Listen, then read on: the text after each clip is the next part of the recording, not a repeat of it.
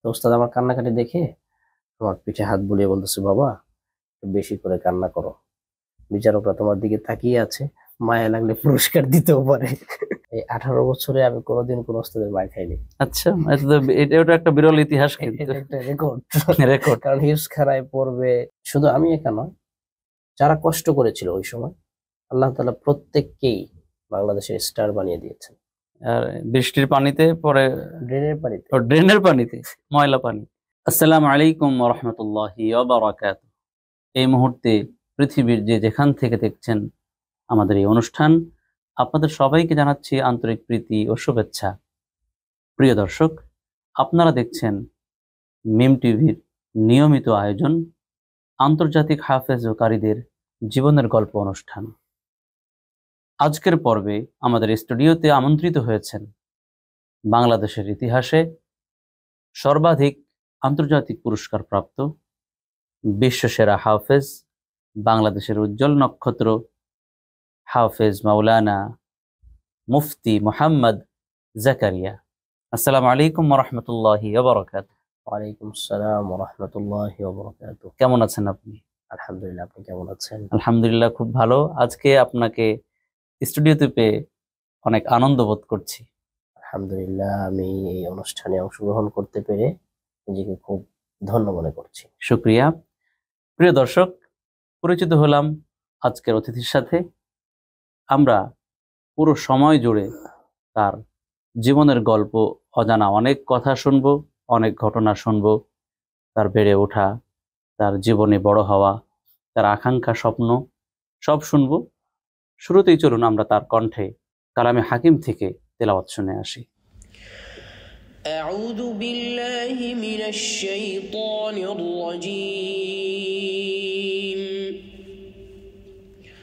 بسم الله الرحمن الرحيم.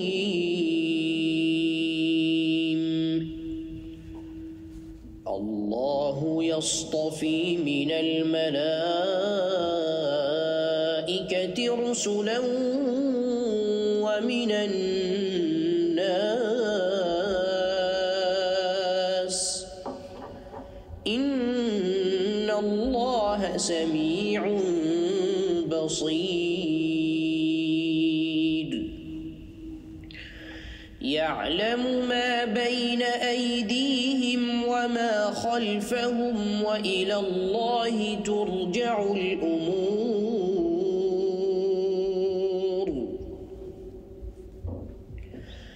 يا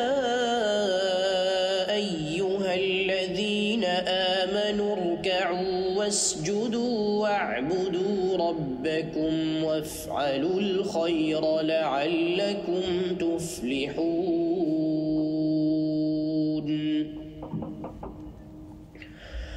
وجاهدوا في الله حق جهاده هو اجتباكم وما جعل عليكم في الدين من حرج ملة أبيكم إبراهيم هو سماكم المسلمين من قبل وفي هذا ليكون الرسول شهيدا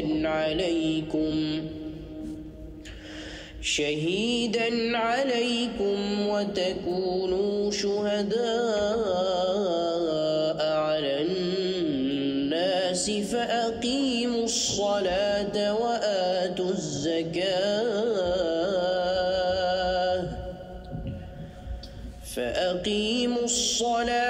وآتوا الزكاة واعتصموا بالله هو مولاكم فنعم المولى ونعم النصير. صدق الله العظيم. প্রিয় দর্শক, অনেক চমৎকার তেলাওয়াত শুনছিলাম সুললিত কণ্ঠে। অনেকদিন সরাসরি তেলাওয়াত শোনা হয় না, আজকে এই অনুষ্ঠান ওসিলায় তেলাওয়াত শুনতে পেলাম, এজন্য আপনাকে অসংখ্য মোবারকবাদ। আপনার এই কণ্ঠকে আপনার এই খেদমতকে আল্লাহ কবুল করুক, আল্লাহুম্মা আমিন। দোয়া করছি। প্রিয় দর্শক, তেলাওয়াত শুনলাম, চলুন এবারে তার সাথে জমিয়ে আড্ডা দেওয়া যাক। আমরা শুরুতে জানতে চাইবো যে আপনার গ্রামের বাড়ি কোথায় এবং আপনার ফ্যামিলিতে কারা কারা আছেন। আমার গ্রামের বাড়ি হচ্ছে মানে আমার নানার বাড়ি যেখানে, এবং যেই ঠিকানাতে আমি বড় হয়েছি মানিকগঞ্জের হরিরামপুর, সেখানে আমার জন্ম এবং বেড়ে ওঠা। ও আমার দাদার বাড়ি হচ্ছে ভোলায়, বরিশাল ভোলা। জি, ভোলার চরফেশন। ফ্যামিলিতে আমার বাবা, মা, বোন এবং আমার সন্তান রয়েছে। আপনার ভাই বোন কয়জন? 3 বোন আর আমি একা। আপনি তো বলতে গেলে রাজকপাল, একাই, একাই, বাবার এক ছেলে। এক ছেলে। আসলে অনেকেই বলে যে এক ছেলে তারা বেশি রাজকপাল হয়, তো সেই হিসাব যদি করি তাহলে হাফেজ জাকারিয়া রাজকপাল। যাই হোক, আপনার বাবাও কি এই লাইনের হাফেজ আলেম? জি, আমার আব্বু হাফেজ আলেম এবং একটি মাদ্রাসার মুহতামিম। আচ্ছা, মাশাআল্লাহ। ঢাকার মানিকনগর ইন্টারন্যাশনাল তাহফিজুল কোরআন মাদ্রাসার প্রিন্সিপালের দায়িত্ব পালন করছে। মাশাআল্লাহ। তো আপনার বেড়ে ওঠা বা আপনার পড়াশোনা শুরু কিভাবে? আমার পড়াশোনার শুরু হচ্ছে, আমি প্রথমে স্কুলে ভর্তি হয়েছিলাম আচ্ছা, এবং কিছুদিন স্কুলে পড়েছি হরিরামপুরের মানিকগঞ্জে। এরপরে আমি ঢাকাতে আসি। আমার ছোট চাচা হাফেজ কারি সাইফুল ইসলাম তার হাত ধরে। হাফিজাহুল্লাহ, তার হাত ধরে মিরপুর বাইতুস সালামে আমি ভর্তি হই। সেখানে আমি কায়দা থেকে আমপারা শেষ করি। আচ্ছা, প্রাথমিক 1 বছর লেখাপড়া করি। সেখান থেকে আমার যিনি ওস্তাদ ছিলেন মক্তবে, তিনি পরামর্শ দেন আমার আব্বুকে যে ওকে এখানে না রেখে, ওর যেহেতু প্রতিভা আছে, একজন ভালো মানের কোনো আন্তর্জাতিক মানের ব্যক্তির কাছে দিলে হয়তো সে কখনো ভালো করার সম্ভাবনা রয়েছে। আচ্ছা, সেই পরামর্শে, যেহেতু আমার ছোট চাচা যিনি আমাকে ঢাকায় এনেছেন তিনিও কারি সাহেব, আচ্ছা, মাশাআল্লাহ। তো আমার ওস্তাদুল হুফাজ আল কুবা শেখ কারি নাজমুল হাসান হাফিজাহুল্লাহর সাথে বন্ধুত্বের সুবাদে উনি আমাকে এখানে নিয়ে আসেন। চাচা, চাচা, ছোট তার মানে চাচার মাধ্যমেই ঢাকায় আসা এবং ঢাকা মিরপুর থেকে চাচার মাধ্যমেই শেখ কারি নাজমুল হাসান সাহেবের কাছে আসা। জি। এরপর থেকে একদম জালালাইন পর্যন্ত আমি তাহফিজুল কোরআন ওয়াস সুন্নাহ মাদ্রাসায়। আপনি কি আহ, শেখ কারি নাজমুল হাসান সাহেবের যে তাহফিজুল কোরআন, সেখানে কি আপনি এসে হিফজ শুরু করেন এমন কিছু? না, সেখানে এসে আমি আবার কায়দা পড়েছিলাম ওখানে এবং আমপারা পড়েছিলাম, কিন্তু আবার রিভিশন দিই। অর্থাৎ ধরা আবার যেতে পারে কায়দা থেকেই আমি আবার শুরু। শুরু, হিফজ শেষ এবং কিতাব বিভাগে মাদারি নিসাব এখানে শুরু করি এবং জালালাইন পর্যন্ত 5ম বর্ষ পর্যন্ত আমি তাহফিজুল কোরআন ওয়াস সুন্নাহতে পড়ি। তার মানে দীর্ঘ সময় জি, শেখ কারি নাজমুল হাসান সাহেবের তত্ত্বাবধানে আপনি জি, ছিলেন। জি। আচ্ছা, মাশাআল্লাহ। শুনবো তারপর আপনার আরো পড়াশোনা। তো আপনি এখানে হিফজ পড়লেন, হিফজের পাশাপাশি আপনি তো অসংখ্য আন্তর্জাতিক, তার আগে জাতীয় প্রতিযোগিতায় অংশগ্রহণ করেছেন। আপনার হিফজ যে আপনি পড়েছেন সেই সময় যদি কিছু ঘটনা বা আপনার মেহনত যদি কিছু বলতেন। হিফজ পড়াকালীন সময় আমি যে ওস্তাদের কাছে সবক পড়েছি, হাফেজ কারি জহিরুল ইসলাম হাফিজাহুল্লাহ, আল্লাহ তাআলা ওস্তাদকে দীর্ঘ নেক হায়াত দান করুন। আমিন। কারি নাজমুল হাসান সাহেব হুজুর সবসময় আমাকে আলাদাভাবে তত্ত্বাবধান করতেন এবং হুজুর মূলত আমাকে বেশি গাইড করেছেন হিফজ চলাকালীন। তো ওই সময় আমার ওস্তাদ আমাকে যেই দিক নির্দেশনাগুলো দিতেন, কার কথা চেষ্টা বলছেন? করতাম। জহির কারি জহির সাহেবের জহির কথা। সাহেব হুজুর, হাফেজ জহির সাহেব হুজুর। তো ওস্তাদের দিক নির্দেশনার বাইরে কখনোই চলার চিন্তাও করিনি। মাথায় আসেনি বা আমি করিনি। দ্বিতীয় বিষয় হচ্ছে, যখন দেখতাম যে বাংলাদেশের ছেলেরা বিশ্ব দরবারে ভালো করছে বা আমার ওস্তাদ কারি নাজমুল হাসান সাহেব হুজুর বারবার আমাকে উৎসাহ দিতেন যে তোমাকেও একদিন ভালো করতে হবে, তুমিও চেষ্টা করো, তুমি চেষ্টা করলে তুমিও পারবে। সে থেকেই নিজের ভিতরে স্বপ্ন বুনতাম এবং চেষ্টা করতাম। আল্লাহর দুষ্টামি কাছে কি দোয়া বেশি করতাম। দুষ্টামি করতেন না, না কম দুষ্টামি করতেন? মোটামুটি, মোটামুটি, বেশি না নাকি? বেশি না। আচ্ছা। আমি একটু হ্যাঁ। সবসময় একা একা থাকতাম এবং বেশিরভাগ সময়টাই চেষ্টা করতাম, যেমন আসর থেকে মাগরিব পর্যন্ত সেভাবেই পড়তাম, মাগরিব থেকে এশা পর্যন্ত যেভাবে পড়তাম, আচ্ছা, আসর থেকে মাগরিবও পড়তেন? আসর থেকে মাগরিব পড়তাম। আচ্ছা, মাশাআল্লাহ। এবং আমাদের সময় আমরা যারা সাথী সঙ্গী ছিলাম, আমাদের মেহনতের একটা প্রতিযোগিতা ছিল যে কে কত বেশি বেশি মেহনত মেহনত করতে করতে পারে, সোনালী যুগ বলা যেতে পারে, সোনালী মেহনতের যুগ। একটা সোনালী যুগ কম্পিটিশন হতো। হয়তো তেলাওয়াতে যেমন কম্পিটিশন হতো, মানে নিজের নিজের মেহনতের একটা কম্পিটিশন হয়ে যেত, মেহনতের কম্পিটিশন, যে কে কত বেশি মেহনত করতে পারে। মেহনত। তো হিফজ চলাকালীন সময় কোনো মজার কোনো ঘটনা আছে যে এটা আপনার একদম স্মরণীয় হয়ে আছে বা থাকবে? কেউ হাফেজ হওয়াটা সরাসরি আল্লাহ তাআলার একটা রহমত। আল্লাহর রহমত ছাড়া কখনোই হিফজ সম্পন্ন করা, ধরে রাখা সম্ভব না। সম্ভব না। যেহেতু কোরআন হচ্ছে কালামুল্লাহ। হাফিজুল কোরআন ও সুন্নাহ মাদ্রাসার প্রত্যেকটা জিনিসের সূচনাটা অনেক কষ্টের হয়, অনেক অনেক কিছু পাড়ি দিয়ে যে কোনো প্রতিষ্ঠানেরই সূচনাটা অনেক কষ্টের হয়। কষ্টের হয়, পিচ্ছিল হয় জি, এবং অনেক চড়াই উতরাই পার হতে হয়। আমরা যখন পড়তাম তখন একটা টিনের ঘর ছিল, দোতলা। আচ্ছা, কোথায়? তাহফিজের কথা বলছেন? হাফিজের ঘর বলছি। তো সেখানে আমরা থাকতাম। আচ্ছা, এমন হতো যে রাতের বেলা ঘুমিয়েছি সিট করে, সকালবেলা দেখতাম যে ড্রেনের পানি দিয়ে আমাদের গোসল হয়ে গেছে। আর রাত্রে ঘুমাতেন আর বৃষ্টির পানিতে, পরে ড্রেনের পানিতে, ড্রেনের পানিতে, ময়লা পানি। আচ্ছা আচ্ছা, আমিও তাহফিজে আসতাম, কিন্তু এটা মনে হয় আমি বৃষ্টির পানি দেখেছি, ড্রেনের পানি আমি কখনো দেখি নাই। তারপর মানে শুধু আমি একা নয়, যারা কষ্ট করেছিল ওই সময় আল্লাহ তাআলা প্রত্যেককেই বাংলাদেশের স্টার বানিয়ে দিয়েছেন। উল্লেখযোগ্য যারা, উল্লেখযোগ্য যারা, মানে তাহফিজের যারা। তাহফিজের যারা। আচ্ছা, এবং এইসব কোনো বিষয় আমাদেরকে আমাদের মেহনতের ক্ষেত্রে বাধা হয়ে দাঁড়ায়নি।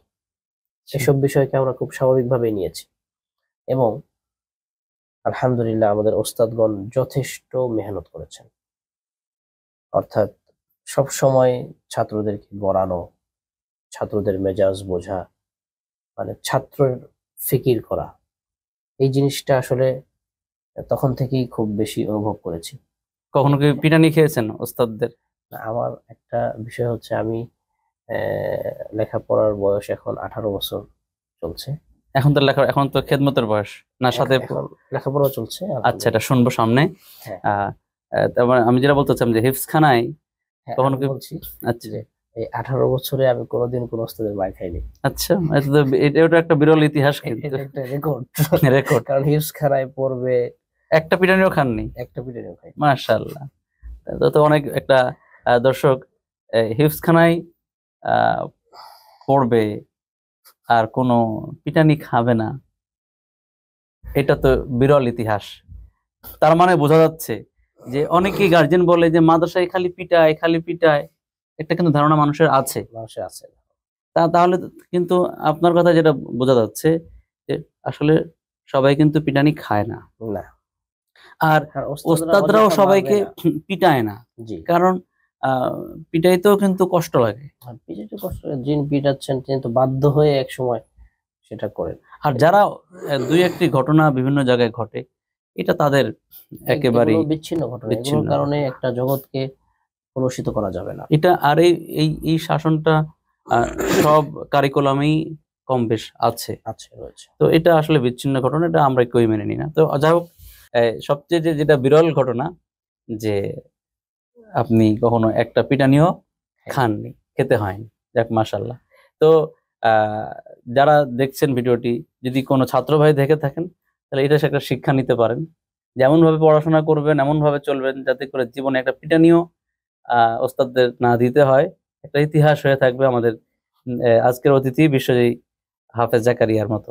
আপনার ওই পড়াশোনার পাশাপাশি আপনার প্রথম অর্জন কি ছিল? তো নিশ্চয়ই প্রথম অর্জন জাতীয় ছিল। জি, পড়াশোনার পাশাপাশি প্রাথমিকভাবে আমি বাংলাদেশে যে জাতীয় কম্পিটিশন গুলো হতো এগুলোতে অংশগ্রহণ করতাম। প্রথমে আমি সাভারে একটি কম্পিটিশনে অংশগ্রহণ করি এবং সেখানে পুরস্কার পাই, সেটা কি জাতীয় কোনো? জাতীয় কোনো কম্পিটিশন। সেখান থেকে আমার উৎসাহটা বাড়তে থাকে। এরপরে আচ্ছা। আস্তে আস্তে সেটা কত সালের ঘটনা মনে আছে কি? সম্ভবত 9-10 হবে, আচ্ছা, শুরু একদম। একদম শুরুতে। এরপরে আমি পুস্তকলাতে পাইলাম পুরস্কার, আচ্ছা এরপরে ন্যাশনাল সোসাইটি, আচ্ছা এরপরে হুফাজ, আচ্ছা এরপরে পিএইচপি, আচ্ছা। এরপরে পিএইচপি তখন বাংলাদেশ সবচেয়ে সর্বাধিক জনপ্রিয়। সর্বাধিক জনপ্রিয়। সেটাতে আপনি তখন আরটিভি ছিল, আপনার বাংলা ভিশন ছিল।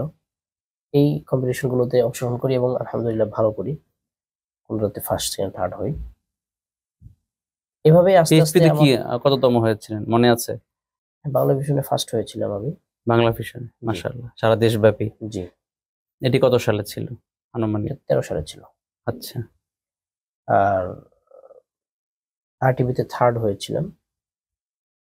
আর টিভির আপনার এই এক তেলাওয়াত দেখেছি জি যে অসুস্থ জি, বসে বসে বসে করেছিলাম। বসে, এটা এই টিভি চ্যানেলগুলোর প্রতিযোগিতায় কারোর জন্য এই ধরনের চেয়ার দেওয়া হয় না, হয় না, আগেও ছিল না, এখনো নাই, এখন নাই। শুধু এক জাকারিয়ার জন্যই ছিল মনে হয়। জি, আলহামদুলিল্লাহ। তো আমার যতগুলো বিরল ঘটনা রয়েছে তার মধ্যে এটা একটা। এবং আরেকটা বিরল ঘটনা হচ্ছে, আরটিভিতে আমি যতগুলো রাউন্ডে উঠেছি, টিকেছি, প্রত্যেক রাউন্ডে আমি লোকমা খেয়েছি আচ্ছা, এবং শেষ রাউন্ডে লোকমা খেয়ে থার্ড হয়েছি। এটাও একটা তাকদীর। এটা একটা তাকদীর। তাকদীর। এবং আরো মজার বিষয় হচ্ছে, কম্পিটিশন করার ক্ষেত্রে আমি যখন 2013 সালে জর্ডান টিকেছিলাম, আন্তর্জাতিক অর্জন কি সর্বপ্রথম কি জর্ডান? সর্বপ্রথম কাতার, কাতার, সেটা কত সালে ছিল? 2011 আচ্ছা, 2011-তে কাতারে কাতারে। কি প্রতিযোগিতা ছিল সেটি? এটা হোসনে সৌতের কম্পিটিশন ছিল। তখন আমি হাফেজ হইনি, 14 পাড়ায় আমার সব। তো সেখানে আমি হোসনে সৌদ কম্পিটিশনে অংশগ্রহণ করি এবং আলহামদুলিল্লাহ 4র্থ স্থান অর্জন করি। মাশাআল্লাহ। এরপরে যখন জর্ডানের জন্য বাংলাদেশ থেকে সিলেক্ট হই, তখন আমার সাথে যারা কম্পিটিশন করেছেন, হাফেজ আইনুল আরিফিন ভাই, তৎকালীন হাফেজ আব্দুল্লাহ মামুন ভাই, যিনি বর্তমানে এখন মার্কাজুল ফয়জুল কোরআনের কর্ণধার, আমাদের প্রধান এবং শিক্ষক জি, এবং আইনুল আরিফিন সাহেব সবাই মোটামুটি কাতারে আছেন, ভালো কাতারে আছেন, অবস্থায় আছেন। ওনাদেরকেও ইনশাল্লাহ আমরা দাওয়াত দিব ইনশাআল্লাহ। এই অনুষ্ঠানে, জীবনের গল্প অনুষ্ঠানে। যদি ওনারা দেখে থাকেন, অগ্রিম দাওয়াত দিয়ে রাখলাম। হ্যাঁ। এই আন্তর্জাতিক হাফেজকারীদের জীবনের গল্প অনুষ্ঠানে হাফেজ আব্দুল্লাহ মামুন সাহেব যে নাম উঠে আসলো এবং হাফেজ আইনুল আরিফিন, ওনারাও অনেক সুপরিচিত, সুনামধন্য, বাংলাদেশের উজ্জ্বল নক্ষত্র, বহু দেশে পুরস্কার পেয়েছেন। তাদেরকেও আমরা সুযোগ পেলে আনবো ইনশাল্লাহ। ইনশাআল্লাহ বিইজ্নিল্লাহ। তো এখন আপনার হচ্ছে, এরপরে বাংলাদেশের যে বাছাই পর্ব হলো, এটাও একটা বিরল ঘটনা যে আমি ফাউন্ডেশন থেকে লোকমা খেয়েছি, আচ্ছা, লোকমা খেয়ে বিদেশে টিকেছি। মাশাআল্লাহ। অথচ অনেকে বিরাট টোকায় পড়েছে, যেমন আইনুল ভাই। কিন্তু কিন্তু কেন এটা এমন হলো? এটা আসলে তকদির। তাকদীর। এবং হয়তোবা যারা বিচারক ছিলেন, বিচারকরা আরো বিভিন্ন বিষয় দেখেছেন। বিভিন্ন বিষয় খেয়াল করেছেন, তাজউইদ, মাকামাত, অথবা আপনার আইনুল ভাই তো তৎকালীন অলরেডি 5-6টা দেশে চলেই গিয়েছেন। এই বিষয়টা হয়তো বিবেচনায় এনেছেন যে একজন নতুন কাউকে আসলে সুযোগ দিন। সবকিছু মিলিয়ে তাকদীর। তাকদীর। আরো বিরল ঘটনা হচ্ছে, আমি যখন জর্ডান গিয়েছি, জর্ডান আন্তর্জাতিক কম্পিটিশনে গিয়েও আমি লোকমা খেয়েছি এবং টোকা খেয়েছি। আচ্ছা, এরপর আমি থার্ড হয়েছি। তার মানে আন্তর্জাতিক অঙ্গনেও, জাতীয় অঙ্গনেও লোকমা খেয়েও পুরস্কার এবং আন্তর্জাতিক অঙ্গনেও লোকমা খেয়ে পুরস্কার। লোকমা খেয়ে পুরস্কার। আরেকটু মজার ঘটনা বলি, আমি যখন এই জর্ডান কম্পিটিশনের প্রথম রাউন্ডে অংশগ্রহণ করি, তখন যেহেতু আমি নতুন হাফেজ হয়েছি আর 20 পাড়ার কম্পিটিশন ছিল, তো আমাকে প্রশ্ন করা হয় 11 পাড়া থেকে, ওমা তাকুনু ফি শা'নিন ওমা তাতলু মিনহু মিন কুরআন। কিন্তু আমি পড়ি ওমা তাকুনু ফি শা'নিন ওমা তাতলু মিনহু। এটা আমার সবকের ভুল ছিল, যে কারণে আমি আর ঠিক করতে পারিনি, লোকমা খেয়ে যাই। তো যেহেতু ছোট মানুষ, লোকমা খেয়ে গেছে একটা আন্তর্জাতিক অঙ্গনে, বাংলাদেশে গিয়ে কি বলবো। স্বাভাবিক। তো কম্পিটিশন শেষ হওয়ার পর খুব কান্নাকাটি করছিলাম। সফর সঙ্গী কে ছিল? সফর সঙ্গী ছিল আমার ওস্তাদ শেখ নাজমুল হাসান। আচ্ছা আচ্ছা। তো ওস্তাদ আমার পাশের চেয়ারে বসেছিলেন। তো ওস্তাদ আমার কান্নাকাটি দেখে আমার পিঠে হাত বুলিয়ে বলতেছে, বাবা একটু বেশি করে কান্না করো, বিচারকরা তোমার দিকে তাকিয়ে আছে, মায়া লাগলে পুরস্কার দিতেও পারে। আর আচ্ছা আমি যে তোমার বলতেছি এটা তো আর তারা বুঝতেছে না, তারা তো আর বাংলা বোঝে না, তুমি আরো কান্নার আওয়াজটা বাড়ায় দাও। আচ্ছা, তো আলহামদুলিল্লাহ মজার ঘটনা। মজার ঘটনা। তো দুঃখ এবং মানে আনন্দ এবং কষ্ট দুটো কিন্তু একসাথে। একসাথে। তো আলহামদুলিল্লাহ এরপরে ফাইনাল রাউন্ডে ভালো করি। তো মানে এটা ছিল বাছাইয়ের কথা। বাছাইয়ের কথা, ফাইনাল রাউন্ডে ভালো করার পর আলহামদুলিল্লাহ বাংলাদেশের জন্য সুনাম বয়ে আনি, তৃতীয় স্থান অর্জন করি। তৃতীয় স্থান, মাশাআল্লাহ। তাহলে কাতারে পুরস্কার পেলেন, এরপর জর্ডানে পেলেন, তারপরে তার মানে আপনার এই জাতীয় শেষ করে এখন আন্তর্জাতিক অঙ্গন শুরু হয়ে গেছে। জি। এরপরে আমি 2014-তে মিশরে যাই, সেখানে ফার্স্ট হই আলহামদুলিল্লাহ। মাশাআল্লাহ। 13 ছিল জর্ডান, 14তে মিশর, 15-তে দুবাই, হোসনে ফার্স্ট হই এবং হিফজে থার্ড হই। 16-তে কুয়েত আন্তর্জাতিক কোরআন প্রতিযোগিতায় চতুর্থ হই কুয়েতে। একই বছর 2016-তে বাহরাইনে কেরাত এবং হিফজ দোনো বিভাগেই প্রথম হই। মাশাআল্লাহ। এটা ওই তেলাওয়াতটাও অনেক আলোড়ন সৃষ্টি করেছে জি, বিশ্বব্যাপী। জি, চমৎকার একটি তেলাওয়াত ছিল। আলহামদুলিল্লাহ। এরপরে 2017-তে সুদান আন্তর্জাতিক হিফজ এবং তাফসির প্রতিযোগিতায় আমি চতুর্থ হই। তাফসির ছিল? জি, হিফজ পাঠ তাফসির। এটা কি কোনো নির্দিষ্ট কোনো তাফসির ছিল নাকি পুরো কোরআন? তাফসির ছিল শুধুমাত্র 23 নম্বর পারা তাফসির। আচ্ছা, এটা সুদানের সিস্টেম এটা। আচ্ছা, সুদান সিস্টেম, সাথে তো হিফজ রয়েছে। আচ্ছা। এরপরে হচ্ছে 2019-এ সৌদি আরবে আন্তর্জাতিক কম্পিটিশনে অংশগ্রহণ করি এবং সেখানে সম্মাননা পুরস্কার পাই। কিন্তু সৌদির প্রতিযোগিতা তো অনেক চমৎকার ছিল, আমি শুনেছি, দেখেছি। জি, কিন্তু তারপরও এটা ওই যে লোকমা খেয়েও পুরস্কার পাওয়া গেছে, আর বিনা টাকায় পরেও পুরস্কার পাওয়া এটা যায় আসলে তাকদীর। তাকদীর। আলহামদুলিল্লাহ। যদিও সেখানে আমি যেখানে যে ছেলেটা মিশরে ফার্স্ট, বাহরাইনে ফার্স্ট, আরো বিভিন্ন জায়গায় ফার্স্ট, তারপরও বিনা লোকমাতেও পড়ার কারণেও পুরস্কার পায়, কোনো পুরস্কারই পায়নি। আসলে এটা মন খারাপের বিষয় না, এটা আসলে না, তাকদীরের বিষয়। আলহামদুলিল্লাহ। কিন্তু তারপরেও উদ্বোধনী অনুষ্ঠানে যেখানে শেখ আব্দুর রহমান সুদাইস ছিলেন, আপনার শেখ সালেহ আল হুমাইদ ছিলেন, তারপর মক্কার খতিব শেখ বান্দার বাড়িরা ছিলেন, শেখ মাহের ছিলেন এবং প্রসিদ্ধ ইমামরা উপস্থিত ছিলেন। সেই প্রোগ্রামে উদ্বোধনী তেলাওয়াত যিনি ফার্স্ট হয়েছেন তাকে না দিয়ে আমাকে দিয়েছেন। আলহামদুলিল্লাহ। নিশ্চয়ই এটা অন্য কোনো তাদের একটা আকর্ষণ ছিল। এবং যিনি চিফ জাস্টিস ছিলেন, বর্তমানে তিনি মদিনার ইমাম, ওনাকে আমি প্রশ্ন করেছিলাম যে আসলে আমার ব্যাপারে আপনার কি মতামত। মানে বিচারকের যিনি প্রধান বিচারক ছিলেন প্রতিযোগিতা, আনতাল ফাইজুল আউয়াল ইনদি ওয়া ইনদাল্লাহ, উনি আমাকে বলেছিলেন। আচ্ছা, মাশাআল্লাহ। আলহামদুলিল্লাহ। বাকিটা তাকদীর। আলহামদুলিল্লাহ আলা কুল্লি হাল। তো এরপর হচ্ছে আপনার 2023 সালে ইন্দোনেশিয়া আন্তর্জাতিক কোরআন প্রতিযোগিতায় আমি দ্বিতীয় স্থান অর্জন করি। মানে এটা একদম সর্বশেষ 2023 সালে। 23 সালে। তখন তো আপনি মনে হয় হিফজখানার গন্ডি পেরিয়ে, কিতাবখানার গন্ডি পেরিয়ে। জি।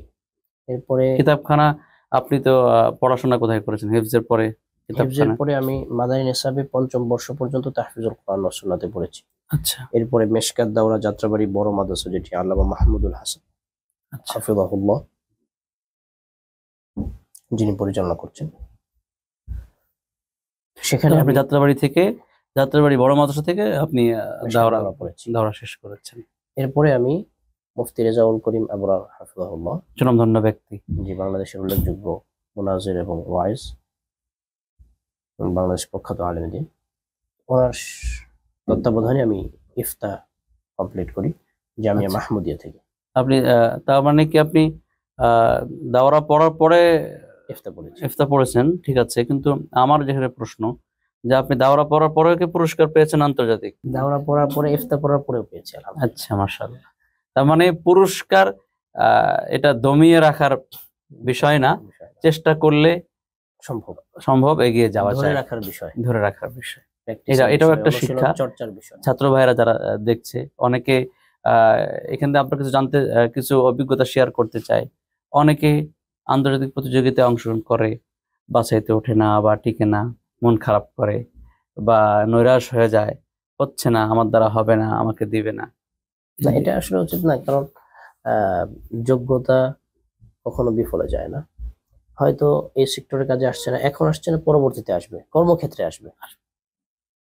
এখানে না আসুক, যদি দুনিয়াতে নাও আসে, আখিরাতে তো আখিরাতে অবশ্যই আসবে, আসবে। অবশ্যই আসবে, কোরআনের পিছনে মেহনত কখনোই বৃথা বিফল যাবে না। যাবে না, সম্ভব না। আপনি ইফতা পড়েছেন, এখন কি করছেন? এখন আমি চট্টগ্রাম আন্তর্জাতিক ইসলামী বিশ্ববিদ্যালয় আইআইইউসিতে কোরআনিক সায়েন্স অ্যান্ড ইসলামিক স্টাডিজে মাস্টার্স করছি। মাশাআল্লাহ। আমার মনে হয় যে এবং বাংলাদেশে কি আর কোনো হাফেজ এই যে মাস্টার্স পড়ছে ইসলাম ইউনিভার্সিটিতে? আমার জানা নেই, আজ অদ্যাবধি পর্যন্ত আমি জানি না। আপনার জানা আছে কিনা? মাশাআল্লাহ, খুব ভালো একটি খবর। অনেকেই জানে না, এটা অজানা তথ্য।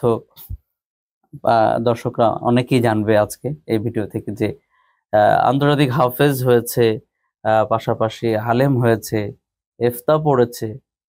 পড়াশোনা কিন্তু এখনো শেষ হয়নি, এখনো কিন্তু উনি পড়াশোনা চালিয়ে যাচ্ছেন। চট্টগ্রাম ইসলামিক ইন্টারন্যাশনাল ইউনিভার্সিটিতে মাস্টার্সে পড়ছেন কোরআনিক সায়েন্স নিয়ে। আমরা দোয়া করি এই মাস্টার্স যেন ওনার সফলতার দ্বার প্রান্তে পৌঁছিয়ে দেন। আমিন, আল্লাহুম্মা আমিন। এবং সেই সাথে আমার একটি মাদ্রাসা রয়েছে আচ্ছা, ঢাকার যাত্রাবাড়ি কোনাপাড়াতে, মাআহাদুল উলুমুল কোরআন। সেই মাদ্রাসার পরিচালনার দায়িত্বে রয়েছে। মাশাআল্লাহ, একই সাথে অনেক খেদমত করেন, মাশাআল্লাহ। তা আপনার জীবনের অনেক বিরল ঘটনাই শুনেছি, তারপর এর মধ্যেও এমন কোনো ঘটনা আছে যেটা মনে রাখার মতো, বা মনে রাখার মতো, ছাত্র ভাইদের জন্য যারা দেখবে ভিডিওটি? আসলে মনে রাখার মতো অনেক ঘটনা রয়েছে, আমার জীবনে অসংখ্য ঘটনা রয়েছে। তার মাঝে একটি ঘটনা আমি বলি। আমি যখন মিশরে যাই, আমার সাথে আমার শেখ কাজী নাজমুল হাসান হাফিজাহুল্লাহ ছিলেন। ওস্তাদের নেক নজর, ওস্তাদের দোয়া, ওস্তাদের বরকত যে কি জিনিস, সেটা আমি সেদিন সচক্ষে দেখেছি। যে ওস্তাদের সোহবত কতটা মানে একজন ছাত্রের উপর এফেক্ট হয়, তাসির হয়। ওস্তাদ আমাকে সকালবেলা, যেদিন আমার কম্পিটিশন, 4টা প্রশ্ন করেছেন। কি অবস্থা?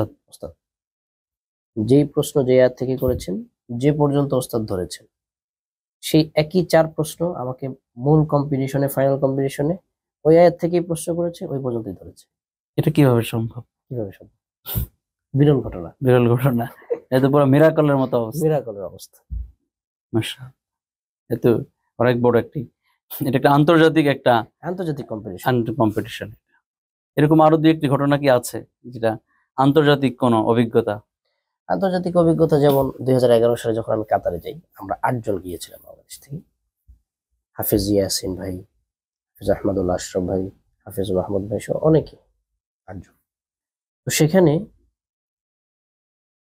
প্রথম রাউন্ডে আমাদের বাংলাদেশের 7 জনকেই পড়ে যেতে হয়, তারা সামনে অগ্রসর হতে পারেননি। এটা কি টিভি রাউন্ড প্রতিযোগিতার মতো? টিভির রাউন্ড নয়, এটা আসলে মূলত টিভির আয়োজনেই ছিল। তাদের সিস্টেমটা ভিন্ন আর কি। আল জাজিরা পৃথিবীর যে সর্ববিখ্যাত টিভি চ্যানেল চ্যানেল রয়েছে, তার তত্ত্বাবধানেই ছিল। তো সেখানে বিচারক ছিলেন ফদিলাতুল শেখ ডক্টর আহমদ ঈসা আল মাসরাউই, ফদিলাতুল ডক্টর সুফি আব্দুর রশিদ, ফদিলাতুল ডক্টর মাহমুদ আল আক্কাউই সহ তারা বিভিন্ন জায়গায় বিচারকের দায়িত্ব পালন করে থাকে। পৃথিবীর বিখ্যাত বিচারকগণ ছিলেন। তো সবাই প্রথম রাউন্ডেই ঝরে যায়। আমাকে আল্লাহ তাআলা দ্বিতীয় রাউন্ডের জন্য কবুল করেন, আমি অংশগ্রহণ করি। তো সেখানে প্রথম রাউন্ডের পড়াটা আমি আমার ওস্তাদের কাছ থেকে শিখে যাই এবং ওস্তাদকে শুনিয়ে ঠিক করে যাই। কিন্তু দ্বিতীয় রাউন্ডে যেটা পড়বো, দ্বিতীয় রাউন্ডে উঠবো বা হবে, আমি তো এই সম্পর্কে ধারণাই ছিল না। তো হঠাৎ করেই নাম ঘোষণা, হঠাৎ করেই পড়া। 5 মিনিটের মধ্যে আমি নিজে নিজে যতটুকু পেরেছি আমি পড়েছি। যেহেতু তখন সবকি ছাত্র, আমি ওয়াকফ ইবতিদা সম্পর্কে আমার তেমন ধারণা ছিল না, মাকামাত সম্পর্কে আমার তেমন ধারণা ছিল না। আমি 28 পারায় সূরা সফ থেকে তেলাওয়াত করেছি। তো ইয়াগফির লাকুম যুনুবাকুম ওয়া ইউদখিলকুম জান্নাতিন তাজরি, ওয়াকফ করা। এরপর মিলিয়েছি তাজরি মিন তাহতিহাল আনহার, এটা ভুল ছিল। এটা ওয়াকফটা ভুল ছিল এবং মিলানোটাও ভুল ছিল। তো বিচারক আমাকে বলছেন হালিল জান্নাতু তাজরি, আপনি যে ওয়াকফ করলেন যে জান্নাত কি নড়াচড়া করে, এটা কেমন অর্থ হলো? জান্নাত তো নড়তে পারে না, জান্নাত তো নড়তে একটা পারে না। ঘরের মতো, হ্যাঁ, এটা তো স্থির। এটা এটা নড়ছে, এটা অর্থটা কেমন হলো?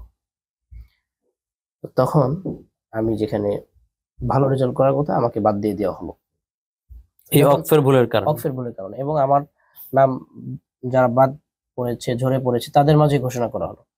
এটা করার পর তো আমি অনেক কান্নাকাটি করলাম। তো যেহেতু প্রথম গিয়েছি বাংলাদেশ থেকে, আর এটা মনে হয় একদম নতুন, একদম প্রথম অভিজ্ঞতা আন্তর্জাতিক। আন্তর্জাতিক। তো আমার আব্বু আমার সাথে ছিলেন, আব্বু আমাকে খুব সান্ত্বনা দিচ্ছিলেন। তৎকালীন যিনি বিচারক ছিলেন সুফি আব্দুর রশিদ, কাতারের ইমাম, তিনি আমার তেলাওয়াতটা খুব পছন্দ করেছিলেন। তিনি আমাকে জড়িয়ে ধরে বললেন, বাংলাদেশ মুমতাজ, মাবরুক। এটা আবার আল জাজিরার কম্পিটিশন, আল জাজিরা টিভি তারা খুব কাভারেজ দিল যে আচ্ছা, বাংলাদেশের প্রতিযোগী ভালো পড়েছে, ভালো পড়েও বাদ ঝরে- পড়ে গিয়েছে, কান্না করছে, আর বিচারক তাকে সান্ত্বনা সান্ত্বনা দিচ্ছে। দিচ্ছে। তার মানে এখানে অন্য কোনো বিষয় আছে কিনা। তো আসলে সাংবাদিকরা তো বিভিন্ন বিষয়ে অনেক মজা করে নিউজ করে থাকেন। স্বাভাবিক। তো এই বিষয়টাকে খুব হেডলাইন করা হলো। তো 3 দিন পর্যন্ত আমি শুধু কান্নাই করছি, এবং আচ্ছা, আমি জানছি যে আমি বাদ পড়ে বাদ। গিয়েছি। বাংলাদেশে গিয়ে মানুষকে মুখ দেখাবো কিভাবে, কি বা বলবো? লজ্জার বিষয়। লজ্জার বিষয়। বিদেশে গেলেও পুরস্কার পেল পেল না, না। বাংলাদেশের সম্মান রাখতে পারলো না। তো ওই সময় তো আসলে কাতারে শত শত ইমামগণ ছিলেন বাংলাদেশে, এবং প্রায় অনেকেই আন্তর্জাতিক হাফিজ, যোগ্য হাফিজ, যারা আমাদের আগে পুরস্কার পেয়েছেন, তারা সেখানে গিয়েছিলেন। তো সেই সুবাদে আমার জন্য এই বিষয়টা খুবই সহজ কষ্টের ছিল। ছিল, কষ্টের ছিল। আচ্ছা, কষ্টের ছিল যে আমি পুরস্কার পাচ্ছি না। তো হঠাৎ করে 3 দিন পরে আমি জানতে পারলাম যে যেহেতু 3 জনকে পুরস্কার দেওয়ার কথা ছিল, এজন্য আমাকে বাদ দেওয়া হয়েছিল। কিন্তু এখন তারা সিদ্ধান্ত নিয়েছে তারা 3 জনকে নয়, 5 জনকে পুরস্কার দেবে। মাশাআল্লাহ, এর মধ্যে আমাকে চতুর্থ বানানো মাশাআল্লাহ, হয়েছে। এটা তো অনেক ভাগ্যের বিষয়। আলহামদুলিল্লাহ। যে তো আমি তার তো মানে অনেক খুশি। এই ঘটনা থেকে এটাও জানলাম, আপনার ঘটনায় 3টা বিষয় জানলাম। লোকমা খেয়েও জাতীয় পুরস্কার পাওয়া যায়, আন্তর্জাতিক পুরস্কার পাওয়া যায়। আন্তর্জাতিক পুরস্কার পাওয়া যায়, এবং ভুল করে বাদ পড়েও আবার পুরস্কারও পুরস্কার অর্জন পাওয়া করা যায়। যায়। এটা তো অনেক প্রিয় দর্শক, অনেক মজার ঘটনা আমরা শুনলাম, আর অনেক অভিজ্ঞতারও ঘটনা শুনলাম। আর এই গল্প করতে করতে, শুনতে শুনতে অনেকটা সময় পেরিয়ে গেছি। আর কিছু সময় আমরা আড্ডা দিব, এরপরে আমরা বিদায় নিব ইনশাল্লাহ। আশা করছি আমার মতো আপনাদেরও ভালো লাগছে গল্প। জি, জি। তো আলহামদুলিল্লাহ, এভাবেই আবার চলছিল কম্পিটিশন গুলো। বাংলাদেশের যারা বর্তমানে ভালো করছে তাদের জন্য সাধুবাদ এবং অভিনন্দন। আলহামদুলিল্লাহ, আমরা এক সময় যখন কম্পিটিশনে গিয়েছি, আমাদের সময় আমরা গিয়ে খোঁজ খবর নিতাম যে মিশর থেকে কে আসলো, বাহরাইন থেকে কে আসলো, বিভিন্ন দেশ মালদ্বীপ থেকে কে আসলো, সৌদি আরব থেকে। এদেরকে দেখলে আমরা খুব ভয় পেতাম। এদের তেলাওয়াত শুনলেই আমাদের কলিজা মনে হতো কাঁপতো। যে না, এদের সাথে আমি তো নাই, সম্ভব না, কারণ আমরা আজমি, ওরা আহলে আরব, আহলে লিসান, এদের সাথে কিভাবে পড়া সম্ভব? কারণ ওদের ভাষাই আরবি, ভাষাই আরব। ওদের জন্মগত ওদের ভাষা আরবি। তো আলহামদুলিল্লাহ, পৃথিবীর মাঝে এখন হিফজের ক্ষেত্রে বাংলাদেশের অবস্থান সর্বশীর্ষে। আলহামদুলিল্লাহ। এমনকি এখন বাংলাদেশের কোনো কম্পিটিশনে, বাংলাদেশের কোনো প্রতিযোগী পৃথিবীর কোনো কম্পিটিশনে অংশগ্রহণ করলে ওই প্রতিযোগীরা এসে খোঁজ করে যে বাংলাদেশ থেকে কে আসলো, কে আসলো। এবং বাংলাদেশের প্রতিযোগী যখন স্টেজে উঠে বসে তেলাওয়াত শুরু করে, তখন সব বিচারক একটু নড়েচড়ে বসতে হয়। প্রতিযোগী বিচারক সবাই আলহামদুলিল্লাহ, মানে নাম্বার দেওয়ার ক্ষেত্রে খুব কেয়ারফুল থাকে। কেয়ারফুল থাকতে হয়, কারণ প্রতিযোগী অনেক যোগ্য প্রতিযোগী আলহামদুলিল্লাহ বাংলাদেশ বাংলাদেশে থেকে রয়েছে। আলহামদুলিল্লাহ। এবং বাংলাদেশের অনেক কম্পিটিশন যেগুলো হচ্ছে, যেমন পিএইচপি, কোরআনের আলো, এবং বাংলা ভিশনে, এনটিভিতে, আরো বিভিন্ন টিভি হচ্ছে। এখন বাংলাদেশেও অসংখ্য চ্যানেলেই হচ্ছে। কম্পিটিশন হচ্ছে আলহামদুলিল্লাহ। তো এই কম্পিটিশন গুলো অনেকটা আন্তর্জাতিক কম্পিটিশনের চেয়েও কঠিন। সঠিক। যেমন এই কম্পিটিশন গুলোতে আপনার আয়াতে মুতাশাবিহাত জিজ্ঞেস করা হয়, একটা আয়াত পড়ে বলা হয় কোথায় কোথায় আছে। হ্যাঁ, আবার অনেক সময় একটা আয়াত পড়ে বলা হয়, আমাদের সময় করা হয়েছিল যে এর আগের আয়াত থেকে। আবার এমন হয় একটা শব্দ বলার পর বলা হয় কোথায় কোথায় আছে। জি। আন্তর্জাতিক প্রতিযোগিতায় কিন্তু এই বিষয়গুলো আসে না। বিষয়গুলো আসে না। তো বাংলাদেশের এই কম্পিটিশন গুলোতে ভালো করতে হলে কোরআনের প্রত্যেকটা শব্দ, প্রত্যেকটা আয়াত কোথায় কি আছে, খুঁটিনাটি প্রত্যেকটা বিষয় চোখের সামনে একদম আয়নার মতো স্পষ্ট থাকলে তাহলেই সম্ভব। তো যে কারণে এই কম্পিটিশন গুলোই কিন্তু মূলত আমাদেরকে গড়ে তোলার ক্ষেত্রে আমাদেরকে অনেকটা বড় ভূমিকা পালন করছে। আর যারা এই কাজটি করে যাচ্ছেন তাদের জন্য, সবার জন্য দোয়া থাকছে আমাদের, এবং অত্যন্ত শ্রদ্ধার সাথে স্মরণ করছি আমাদের পিএইচপি কোরআনের আলো কম্পিটিশনের চেয়ারম্যান হাফেজ কারি আবু ইউসুফ রাহিমাহুল্লাহ, আল্লাহ তাআলা তাকে জান্নাতুল ফিরদাউস দান করুন। আমিন। তিনি হাফেজদেরকে যে কি পরিমাণ সম্মান করতেন, কি পরিমাণ ইজ্জত করতেন, এবং এই জগতের এই আন্তর্জাতিক জাতীয় প্রতিযোগিতার একটি মাইল ফলক দৃষ্টান্ত স্থাপন করেছেন। আল্লাহ তাআলা ওনাকে কবরেও যেন উত্তম রাখার দান করেন। আজকের এই অবস্থানের পিছনে তার অবদান সারা জীবন হাফেজদেরকে স্মরণ করতেই হবে, রাখতেই হবে। অবশ্যই, এটা অস্বীকার করার কোনো সুযোগ নেই। যাক, আপনার অনেক জাতীয় আন্তর্জাতিক ঘটনা শুনলাম। এখন তো আপনি পড়াশোনার পাশাপাশি খেদমতের জীবনে আছেন। জি, আপনি যদি দুই একটি খেদমতের অভিজ্ঞতা শেয়ার করেন, আসলে যে কেমন এখন প্রতিষ্ঠান পরিচালনার ক্ষেত্রে। হিফজ বিভাগের প্রাতিষ্ঠানিক অভিজ্ঞতাটা একটু ক্রিটিক্যাল, এবং এই বিষয়টা খুবই জটিল এবং কঠিন। হিফজ বিভাগে খেদমতের ক্ষেত্রে সবচেয়ে মনের শান্তি, যেটা মানসিক শান্তি, এটা হচ্ছে সবসময় তেলাওয়াত, সবসময় ইবাদত, 24 ঘন্টা ইবাদতের রুটিন। এবং যখন আমি দেখতে পাচ্ছি যে আমার সামনে আমার ছাত্ররা তেলাওয়াত 24 ঘন্টা আল্লাহর সাথে কথা বলছে, এই যে একটা মানসিক শান্তি, এটা পৃথিবীর কোনো কাজে পাওয়া সম্ভব নয় বলে আমি মনে করি। এবং 24 ঘন্টাই কেমন যেন ইবাদতের রুটিন। যেমন আমি ঘুমাচ্ছি, কেন? ফজরের আগে যেন উঠে তেলাওয়াত করতে পারি।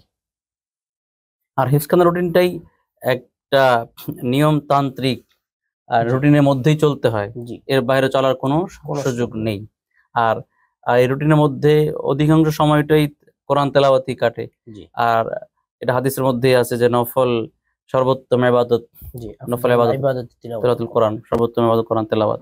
তো ইবাদত হচ্ছে একটা রুটিনের মধ্যে থাকা হচ্ছে, মানে জীবনটা একটা সুশৃঙ্খল ভাবে 24 ঘন্টা অতিবাহিত হয়।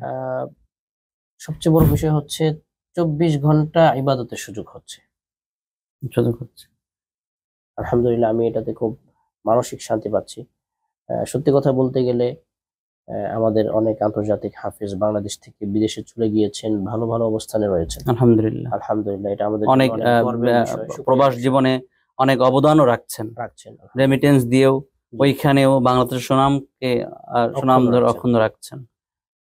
এরকম অনেক অফার বা অনেক লন্ডন, আমেরিকা সহ বিভিন্ন দেশের লাক্সারিয়াস জীবনযাপনের অনেক অফার আমাদের ক্ষেত্রেও এসেছে, আমার ক্ষেত্রে বিশেষ করে অনেক এসেছে, স্বাভাবিক। কিন্তু আমি সেই বিষয়গুলোর প্রতি ভ্রুক্ষেপ না করে আমার চিন্তা চেতনা সবসময় এটাই ছিল যে আমি আমার দেশের জন্য এমন কিছু মানুষ তৈরি করতে চাই যারা এই পৃথিবীটাকে আলোকিত করবে কোরআনের আলো দিয়ে, ইনশাআল্লাহ। সেই লক্ষ্যে আমি একটি মাদ্রাসা প্রতিষ্ঠা করি, এবং আমার যতটুকু সম্ভব আমার সাধ্যের মধ্যে আমি বাংলাদেশে কোরআনের জন্য কাজ করে যাচ্ছি, করব মৃত্যুর আগ পর্যন্ত। আল্লাহ কবুল করুন। আপনার জাতীয় অর্জন হয়েছে, আন্তর্জাতিক অর্জন হয়েছে, আপনার আগামী আশা কি, যে আপনি কোন টার্গেটে পৌঁছতে চান? এই দিয়ে আমরা আপনার আলোচনাকে শেষ করতে চাই। আমার ভবিষ্যৎ পরিকল্পনা হচ্ছে আমি একটি নিজস্ব জায়গায় মনোরম পরিবেশে এমন একটি মাদ্রাসা করব, যে মাদ্রাসাটি অলরেডি আছে, এটাকে আমি বড় পরিসরে করব ইনশাআল্লাহ, যাতে বাংলাদেশ থেকে এমন কিছু মানুষ তৈরি হয় যারা পৃথিবীর মাঝে কোরআনের দাওয়াত, কোরআনের আলো, কোরআনের হুকুম আহকাম বিধিবিধানগুলোকে ছড়িয়ে দিবে এবং বাস্তবায়ন করবে ইনশাআল্লাহ। ইনশাআল্লাহ, আমিন। আল্লাহ আপনার মনের আশাকে পুরা করুক। শেষ কথা, ছাত্র ভাই, দর্শক যারা দেখছে, যদি কোনো ছাত্র ভাই দেখেন, তাদের উদ্দেশ্যে যারা আন্তর্জাতিক হাফেজ হতে চায়, এদিকে এই লক্ষ্যে পৌঁছতে চায়, তাদের জন্য কোনো উপদেশ থাকলে দিতে পারে। আসলে আন্তর্জাতিক হাফেজ হওয়ার ক্ষেত্রে সবচেয়ে বড় বিষয় যেটা হচ্ছে আমার কাছে মনে হয়েছে সেটা হচ্ছে বাবা মা এবং ওস্তাদের দোয়া, নেক নজর এবং হচ্ছে মেহনত। মেহনত, নিজের কঠোর মেহনত, সর্বোচ্চ ত্যাগ, এটা আপনার জন্য সহায়ক হবে এবং সর্বোপরি আল্লাহ তাআলা কবুল করতে হবেন, আল্লাহ তাআলার রহমত লাগবে। এই জন্য বেশি বেশি তাহাজ্জুদে আল্লাহর কাছে কান্না করতে হবে। আল্লাহ যদি কবুল করেন তাহলেই কেবল এভাবে বিশ্ব সেরা হওয়া সম্ভব। মাশাআল্লাহ। সুপ্রিয় দর্শক, অনেক শেষে এসে আমাদের আজকের অতিথি বিশ্বসেরা হাফেজ জাকারিয়া চমৎকার উপদেশ দিয়েছেন। ছাত্র ভাই, আপনারা যারা দেখছেন অবশ্যই এই লাস্টের উপদেশটি মনে রাখবেন আশা করছি। আমরা গল্প করতে করতে একদম শেষ পর্যায়ে এসে গেছি, বিদায় নিব। আমরা তেলাওয়াত শুনতে শুনতে বিদায় নিব আজকের অতিথির। তার আগে আমি বিদায় নিতে চাই।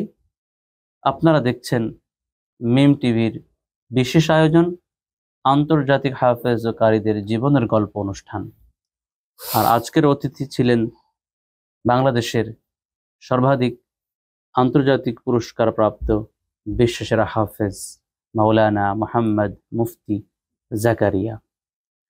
তার চমৎকার কথা শুনছিলাম, অনেক অভিজ্ঞতা, অনেক আনন্দের কথা, অনেক বিরল ঘটনা আমরা শুনছিলাম, আনন্দ পাচ্ছিলাম। নিশ্চয়ই আপনারাও আনন্দ পেয়েছেন এবং অনেকের জন্য শিক্ষার বিষয় আছে যারা শিখতে চায়। প্রিয় দর্শক, চলুন আর দেরি না করে বিদায় নিই। পুরো সময় জুড়ে ছিলাম আমি মাহমুদুল হাসান। এই অনুষ্ঠান আপনাদের কেমন লাগছে আপনারা আশা করব সুন্দর পরামর্শ দিবেন। আল্লাহ হাফেজ, সবাই সুস্থ থাকুন, ভালো থাকুন। আসসালামু আলাইকুম ওয়া রাহমাতুল্লাহি ওয়া বারাকাতুহু। أعوذ بالله من الشيطان الرجيم.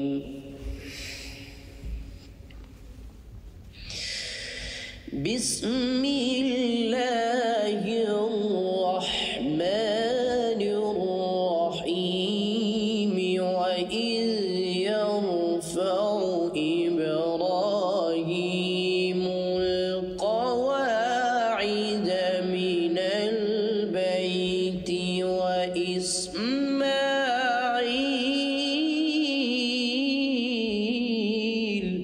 أحسنت، ما شاء الله. ربنا تقبل منا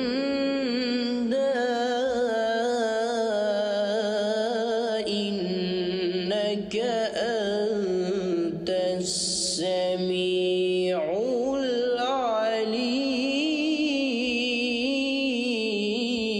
العليم.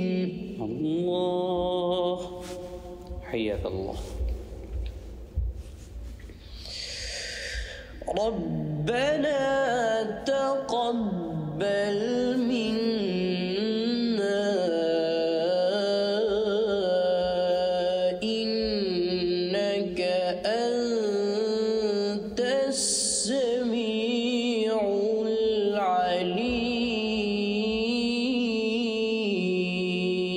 العليم. ما شاء الله. ربنا وجعلنا مسلمين لك ومن ذريتنا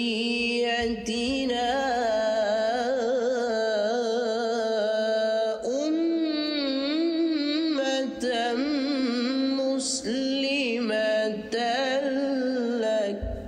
ما شاء الله، بارك الله. وأرنا مناسكنا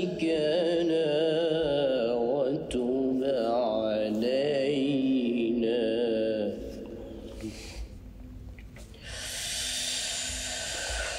وأرنا مناسكنا وتب علينا